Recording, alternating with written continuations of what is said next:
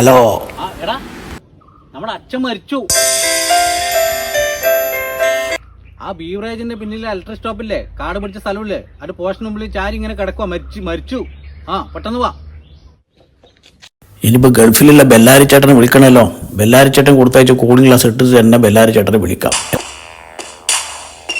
ചേട്ടാ, അച്ഛൻ മരിച്ചു.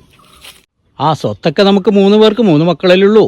അത് നമുക്ക് 3 ഒരുപോലെ വീതം വെക്കാന്നേ. ഏതായാലും മരിച്ചു കിട്ടിയല്ലോ.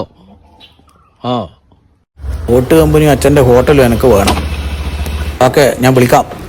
അച്ഛന്റെ ബോഡി ഇങ്ങനെ വെച്ചിട്ട് കാര്യമില്ല, പെട്ടെന്ന് കൊണ്ടുപോകണം. നമ്മുടെ അച്ഛൻ നാളെ ഒരു പുലിയാണ് കേട്ടാ. അച്ഛൻ മരിക്കണ മുമ്പ് എന്നോട് ഒരു പ്രധാനപ്പെട്ട ഒരു കാര്യം പറഞ്ഞു. അച്ഛൻ നിന്നോട് പറഞ്ഞതാ? എന്ത് കാര്യം?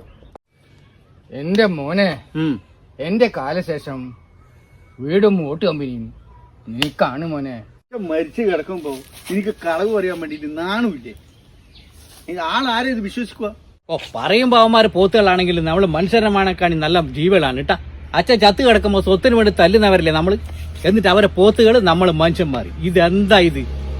എടാ, ആ ഹോട്ടല് കിട്ടിയാൽ എനക്ക് വലിയ കാര്യമാണ്. ബാക്കി വരുന്ന പൊറോട്ടയൊക്കെ എനക്ക് തിന്നിട്ട് നല്ല തടി, എന്റെ തടി കാണുന്നില്ല. നല്ല പെറ്റ തള്ള കണ്ട സൈക്കിളാട്ടാ. ഇത് എന്തൊരു മസിലുണ്ടാ. ഇവിടെ അച്ഛൻ ആള് പുലിയാണ്ടാ. അച്ഛൻ എന്നോട് പ്രധാനപ്പെട്ട ഒരു കാര്യം കൂടെ പറഞ്ഞു. എനിക്ക് വിശപ്പ് കൂടുതലാണ്, അതിന്റെ ഹോട്ടൽ നീ എടുത്താ. എനിക്ക് ഇത്തിരി വിശപ്പ് കൂടുതൽ തന്നെയാണെന്ന് അറിയാം. അതാണ് നീ നേരത്തെ പറഞ്ഞ ആ ബെല്ലാരി രാജേന്റെ സ്വഭാവം കാണിക്കുന്നതെന്ന്. കച്ചവടം എന്ന് പറഞ്ഞ് പണ്ട് കുറെ പോത്തിന്റെ പിറകെ നടന്നപ്പോ നിന്നെയൊക്കെ പോറ്റാൻ ഞാൻ കുറെ ബുദ്ധിമുട്ടിട്ടാ. നിന്നെയൊക്കെ ഈ പോത്ത് പോലെ വളർത്തിയതേ ഞാൻ എന്റെ പോത്ത് കച്ചവടം നടത്തിയിട്ടാ. അത് നീ മറക്കണ്ട. ഈ പോത്ത് കച്ചവടം നടത്തുന്നോണ്ടാണല്ലോ നമ്മളെ ഹോട്ടലിൽ പോത്തിറച്ചി വിളമ്പുന്നത്. അത് നീ മറക്കാൻ പാടില്ല. 10 പോത്തിന് വെക്കുമ്പോ നമ്മളെ ഹോട്ടലിലേക്ക് ഞാൻ ഒരു പോത്തിനെ വെട്ടാൻ തരുവേ. അത് ബെല്ലാരി രാജ പണ്ടേ ചെയ്യുന്നൊരു ശീല. അത് അച്ഛനറിയാം, നിനക്കും അറിയാം, എനിക്കും അറിയാം. അത് അറിയാത്ത ഒരാളെയില്ല. അത് ഗൾഫിലില്ല നമ്മളെ മറ്റേ ചേട്ടൻ. നീ ഹോട്ടൽ ഇറക്ക് തന്നെ, ഇഷ്ടം പോലെ തിന്നാൻ നിനക്ക് ഞാൻ തരാം.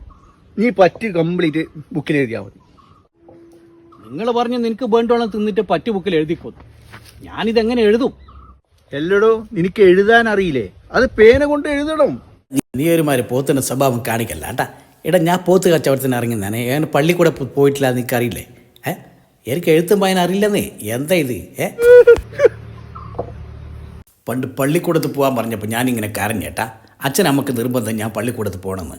ഞാൻ ഈ പോത്തിന്റെ പുറകെ ആയതുകൊണ്ട് ഇതൊന്നും നടന്നിട്ടില്ല. തള്ള, നീ എന്തിനാ കരയുന്നേ? എടാ, സ്കൂളിൽ പോകാതെ നിനക്കൊന്നും ഒരു പെണ്ണ് കിട്ടൂലടാ. അത് പിന്നെ എനിക്ക് കല്യാണം കഴിക്കാൻ ഒരു പെണ്ണിനെ പറഞ്ഞു വെച്ചിട്ട് അച്ഛൻ മരിച്ചത് കേട്ടാ. നമ്മൾ അച്ഛൻ ആല് പുലിയാണ് കേട്ടാ. പുലിയല്ല, പുപ്പുലി. നിനക്ക് കല്യാണം കഴിക്കാൻ അച്ഛൻ ഏർപ്പാടാക്കീനാ? ഏതാ പെണ്ണ്? അത് പിന്നെ അച്ഛൻ ഒരിക്കൽ പോത്തുകളോട് പറയും പോലെ എന്നോട് പറഞ്ഞതാ. എടാ, എന്റെ അമ്മാവന്റെ മോൻ രാധയെ നീ കെട്ടിക്കോ. ഞാൻ എന്റെ അളിയനോട് എല്ലാം പറഞ്ഞ് ശരിയാക്കിയിട്ടുണ്ട്. എടാ, രാധ നിന്റെ മാത്രല്ല എന്റെയും ഉറപ്പെണ്ണാം. തന്നെ രാധ നിന്റെ മുറപ്പെണ്ണ തന്നെയാണ്. അതിനിപ്പോ എന്താ? എടാ, നിനക്കറിയോ, ഞാനും രാധയും തമ്മിൽ പ്രേമത്തിലാ. അല്ല, ഇതിനേക്കാളും ഭേദം പോത്തുകൾ തന്നെ കേട്ടാ. നിങ്ങൾ പുറേ കത്തുമ്പോ തന്നെ വാഴ വെട്ടണം കേട്ടാ.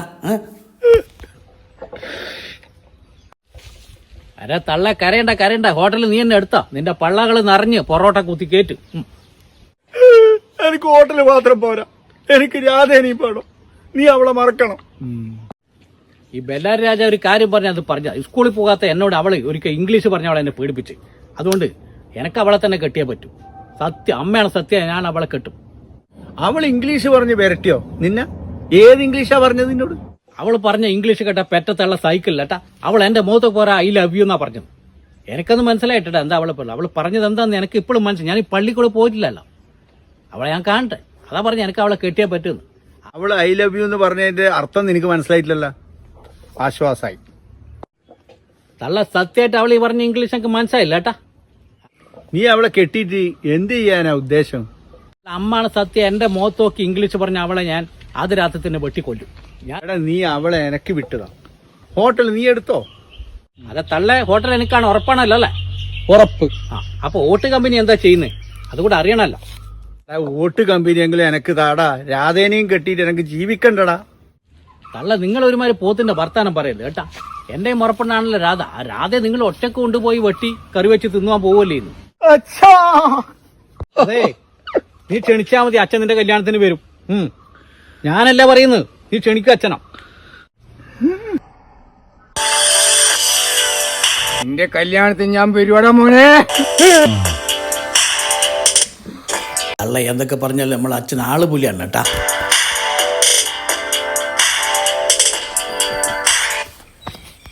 എടാ എന്റെ മരണം പുള്ളിക്കാരന്റെ ഒരു സ്ക്രിപ്റ്റാ. ഓ തന്നെ നിനക്ക് രാധയെ ഇഷ്ടമാണോ എന്ന് ഒരു സംശയം എനിക്കുണ്ടായിരുന്നു. തള്ള അമ്മയാണ് സത്യം. എനിക്ക് നാടകം എഴുതാൻ അറിയില്ല കേട്ടാ. ഒരു പാതിരാത്രിയിൽ നിനക്ക് അവളോട് ഇഷ്ടം തോന്നിയ കാര്യം എനിക്കറിയാം. നീ അവളോട് തുറന്ന് പറയണം. പറഞ്ഞില്ലെങ്കിൽ അവളുടെ വാക്ക് മാറട്ടാ. ആകെ നാണക്കടാ. അല്ല അച്ഛനൊന്നും വിചാരിക്കല്ലേ. പിന്നെ രാധനക്ക് ഭയങ്കര ഇഷ്ടമാണ് കേട്ടോ. ഞാൻ അവളോട് തുറന്ന് പറഞ്ഞതാ. അപ്പൊ അവള് ചോദിക്കുക ഇതാരാണ് എന്തിനാണ്.